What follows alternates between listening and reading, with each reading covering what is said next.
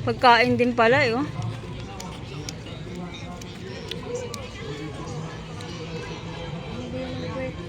Oh, ayan na yung aso. Tara, Ate Malu, dito tayo. Malu ka lang, malu. Ay, ano ba? Tibet! Ah, may mga duck din pala dito. Wait lang. Ayan o. Ang ganda rin. Siguro kung umaga dito, mas maganda. Yan, pwede ka dito ano. Ano error? Ha? Ano? Lima lang? Yung viral na yan? Ano hindi? Oo, sa pahapon. Maganda dito.